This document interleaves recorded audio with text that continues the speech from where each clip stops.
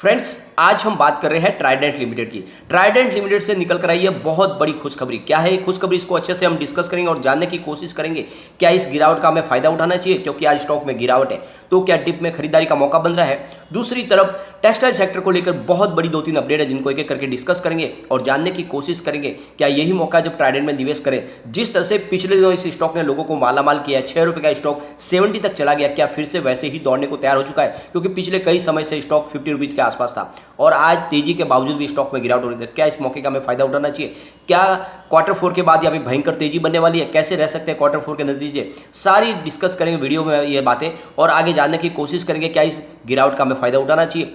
लेकिन फ्रेंड, उससे पहले अगर आप पहली बार हमारे चैनल पे आए तो चैनल को सब्सक्राइब कर दीजिए, एक बेल आइकॉन दबा दीजिए ताकि जब भी नया वीडियो बने पहला नोटिफिकेशन आपको मिले। वीडियो पसंद आए तो लाइक शेयर जरूर कीजिए। चलो फ्रेंड्स, वीडियो स्टार्ट करते हैं। मैं हूं आपका दोस्त एसबी दवे और हमारे अपने चैनल ऑनलाइन कमाई में आपका बहुत बहुत स्वागत है। फ्रेंड्स, अभी करीब 12 बजे का टाइम है। आज ट्राइडेंट लिमिटेड का स्टॉक ओपन हुआ 49.50 पर, यही हाई थी, फिर यहाँ से गिरावट शुरू हुई और 47.85 का इसने लो बनाया। अभी 47.95 पर स्टॉक है जहाँ पे 1.24% की गिरावट है। तो ये दबाव बन रहा है और ये दबाव एक्चुअल में यहाँ पे डिप में खरीदारी के लिए बन रहा है। यहाँ पे बड़े फंड हाउस जानबूझ के दबाव बनाते हैं ताकि यहाँ पे एंट्री की जा सके, क्योंकि अब बिल्कुल एंट्री का मौका आ चुका है यहाँ पे। अगर आप वॉल्यूम को देखेंगे तो पिछले एक महीने पहले इसका 58 लाख रुपीज़ का वॉल्यूम था, 1 वीक पहले 50 लाख रुपीज़ का वॉल्यूम था और फ्राइडे को इसका 35 लाख रुपीज़ का वॉल्यूम था, आज 20 लाख रुपीज़ का वॉल्यूम है। वॉल्यूम में काफ़ी कमी है और ये वॉल्यूम बढ़ना शुरू हो जाएगा। इसके पीछे है बहुत बड़ी खुशखबरी जिसको आगे डिस्कस करेंगे। इसकी परफॉर्मेंस देखें पिछले एक साल की, 15 रुपीज़ इसका 50 रुपये का लो है और 70 इसका 50 रुपये का, ये फ्लैश स्टॉक 48 पर है, तो बिल्कुल यहाँ पे एंट्री की जा सकती है। पिछले 2 साल में अगर आप देखोगे तो 6 रुपये का स्टॉक 70 तक जाके आ चुका है। बहुत ही ज़बरदस्त इसने रिटर्न दिया है। यहाँ पे जो सबसे बड़ी खुशखबरी निकल के आ रही है कि ट्राइडेंट लिमिटेड स्टेज 1 में आ चुका है, यानी स्टेज 2 से एक पायदान और नीचे और पूरी तरह से अब फ्री होने को तैयारी में। आप देखोगे तो काफ़ी समय तक स्टेज 4 में था, लोगों को चिंता हो रही थी अब क्या किया जाएगा, लेकिन स्टेज 4 से फिर 3 में भी आया, 3 से फिर 2 में आया और आखिर अंत में 1 में आ चुका है। और मुझे लगता है आने वाले 7-10 दिन में आपको बिल्कुल ये फ्री होता हुआ दिखाई देगा, क्योंकि यहाँ पे बहुत ज़्यादा विजिबिलिटी के साथ में कामकाज आगे बढ़ रहा है। यहाँ पे ट्राइडेंट लिमिटेड अपना क्वार्टर 4 का रिजल्ट पेश करने वाली है, एक्सचेंज को इसकी जानकारी दे दी गई है। इसी महीने की 30 तारीख को क्वार्टर 4 का हमें रिजल्ट देखने को मिलेगा। कंपनी ये रिजल्ट तो पेश करेगी ही, साथ में कंपनी फंड रेजिंग करने जा रही है और ये एनसीडीएस के माध्यम से हो सकता है या फिर दूसरे और किसी भी तरीके से फंड रेजिंग की जा सकती है, लेकिन कंपनी फंड रेजिंग करेगी।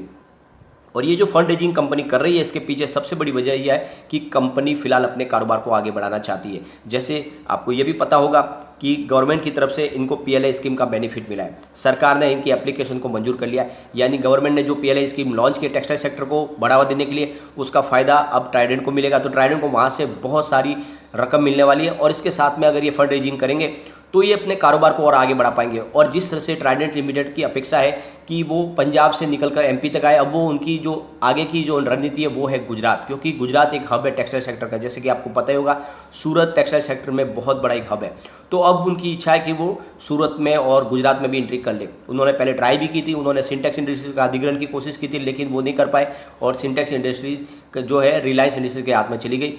लेकिन अब उनकी कोशिश जारी है कि किसी और तरीके से या फिर कोई और छोटी कंपनी को खरीद के वो एंट्री करे गुजरात में। ये कोशिश इनकी जारी है और ये बिल्कुल हो सकता है, इसीलिए फंड रेजिंग की जा रही है। कारोबार इनका लगातार बढ़ रहा है। यहाँ पे इनके लिए एक बहुत बड़ी और खुशखबरी निकल कर आई है।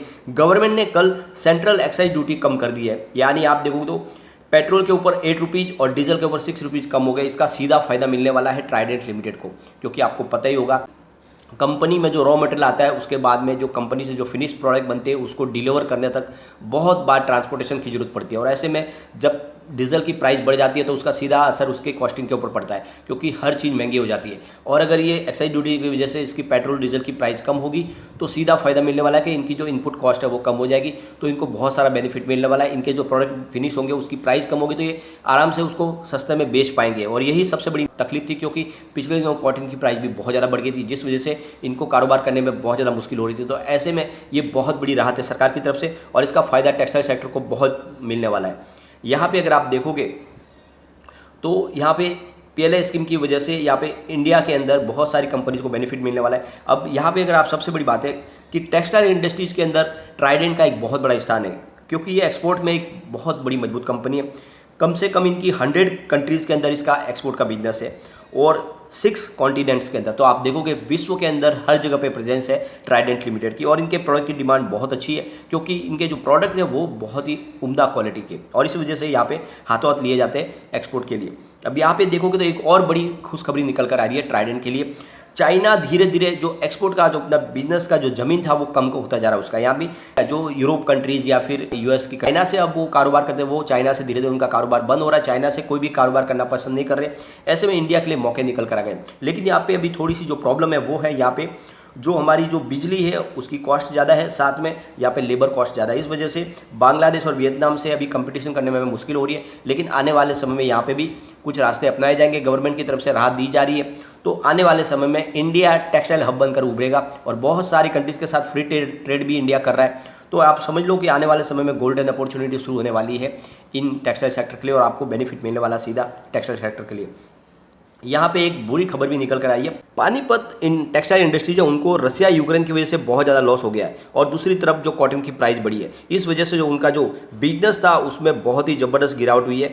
यानी आप देखोगे तो जो इनका टोटल 45,000 करोड़ रुपीज़ का जो इनका टोटल टर्नओवर था, जिसमें 15,000 का जो टर्नओवर है वो एक्सपोर्ट की वजह से होता था, उसमें बहुत ज़्यादा कमी आ गई है क्योंकि बहुत सारे एक्सपोर्ट के जो ऑर्डर है वो कैंसिल हो रहे हैं। तो ये नुकसानदेह पीरियड आ गया है। रसिया यूक्रेन ने इनके लिए एक लॉस की घड़ी खड़ी कर दी है। अब यहाँ पे सबसे बड़ी बात है कि जो लेटेस्ट फैशन के मामले में इंडिया टॉप पर है मैन्युफैक्चरिंग में ग्लोबली। जो मैन्युफैक्चरिंग होती है और जो डिमांड है ग्लोबली, उस मामले में इंडियन एक्सपोर्ट में बहुत आगे है और इंडिया के प्रोडक्ट की डिमांड बहुत ज़्यादा है। अब यहाँ पे अगर आप देखोगे तो कंपनी ने अपना Q3 बहुत ही बेहतरीन पेश किया था। रेवेन्यू इनका 1.98 को भी निकल कर आया था, जहाँ पे 51.94% की हमें ईयर ऑन ईयर बेसिस पे बढ़त देखने को मिली। नेट इनकम इनकी 211.09 करोड़ की थी, जहाँ पे 88.22% की ईयर ऑन ईयर बेसिस पे बढ़त देखने को मिली। और डायल्यूटेड EPS इनका 0.42 था, जहाँ पे 90.91% की ईयर ऑन ईयर बेसिस पे बढ़त देखने को मिली।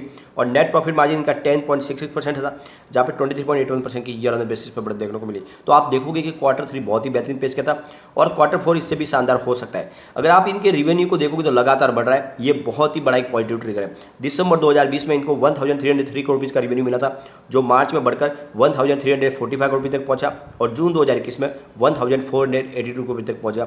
सितंबर 2021 में 1692 करोड़ रुपये तक पहुंचा, और दिसंबर 2021 में 1980 करोड़ रुपये तक पहुंचा। तो इस बात देखो कंपनी और कमाल कर सकती है और इनके रेवेन्यू में अच्छी खासी बढ़ोतरी हमें दिखाई दे सकती है।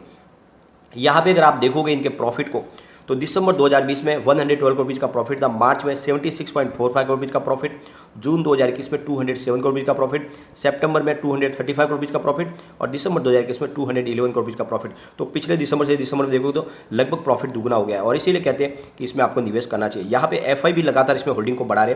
मार्च 2021 में 1.68% की होल्डिंग थी, जून में 1.60% की होल्डिंग, सितंबर में 2.14% की होल्डिंग हो गई, और दिसंबर आते दिन की होल्डिंग बढ़कर 2.48% हो गई, और मार्च 2022 में तो 3.13% तक पहुंची है होल्डिंग, यानी दुगना हो चुकी है होल्डिंग FI की। तो आप ये समझ लो कि वाकई में FI को भरोसा है स्टॉक के ऊपर, और ये स्टॉक कमाल करेगा ही करेगा।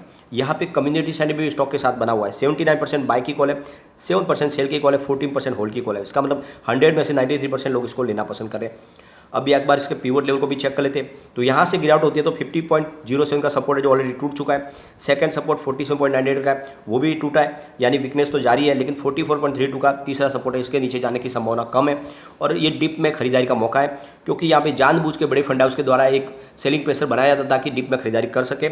अब पॉजिटिव माहौल बनेगा तो 55.82 का फर्स्ट रेजिस्टेंस मिलेगा, इसको पार करते ही 59.48 की प्राइस देखने को मिलेगी, और उसके बाद में 61.57 तक जा सकता है। और अभी 30 तारीख दूर नहीं है, समय बहुत कम है। आप देख लेना रिजल्ट के बाद ये स्टॉक अपर सर्किट में दौड़ेगा, क्योंकि रिजल्ट इस बार बेहतरीन रहने की पूरी संभावना है। तो इसी समय आप खरीदारी करें, 50 के नीचे ये खरीदारी का मौका है। आने वाले समय स्टॉक आपको मालामाल कर देगा। अगर आपका नजरिया लॉन्ग टर्म का है तो बने रहे, आने वाले 5 साल में 500 को आराम से टच कर जाएगा। लेकिन फ्रेंड, कोई भी इन्वेस्टमेंट करने से पहले अपने फाइनेंशियल एडवाइजर से बात ले ले, या अपना खुद का रिसर्च करें, क्योंकि मैंने वीडियो आपके एजुकेशनल पर्पज़ के लिए ही बनाया। वीडियो पसंद आए तो लाइक शेयर जरूर कीजिए और चैनल को सब्सक्राइब कर दीजिए। Thank you.